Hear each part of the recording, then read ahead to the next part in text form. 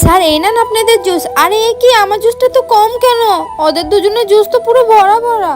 আমার সাথে সব সময় এমন হয়। কি আর করা যাবে, এখন চপগুলো খেয়ে নেই। আরে হ্যাঁ, একটা বুদ্ধি পেয়েছি, এই তো বাবুটার সাথে তাড়াতাড়ি করে পাল্টে নিয়েছি।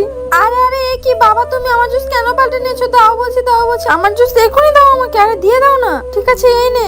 বাবুরটা তো নিতে পারলাম না, একটা কাজ করি, আমি বরং অর্থের সাথে পাল্টাপাল্টি করে নেই।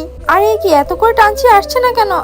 আমি আগেই বুঝতে পারছি তুমি আমারটা নিবে। ঠিক আছে, কি আর করার। এই তোমরা দেখো দেখো, আরে কি হলো, আমার জুসটা পুরো ফুল। কিন্তু এটা কি করে করলে? এটা তো বলা যাবে না। আরে আমি এটা কি দেখছি? আরে তাড়াতাড়ি লুকে ফেলি। কিন্তু তার আগে তোমার কাছে কোনটা বেশি দামি, এক বস্তা টাকা নাকি মা বাবা? যদি মা বাবা হয় তাহলে ভিডিওটিতে লাইক করে চ্যানেলটিকে সাবস্ক্রাইব করে দাও, আর যদি তা না করো তাহলে ভেবে নেবো তুমি মা বাবাকে একদম ভালোই বাসো না। দেখি বোতলটা আমাকে দাও। আরে এই বোতলের ভিতরে তুমি পকোড়া ঢুকিয়ে দিয়েছো। আরে ধরা পড়ে গেলাম। আমি যখন কোনোভাবে নিতে পারছিলাম না তোমাদের থেকে, তখন আমি একটা একটা করে দুটো পকোড়া ঢুকিয়ে দিয়েছিলাম, তখন জুসটা উপরে উঠে গেছিল।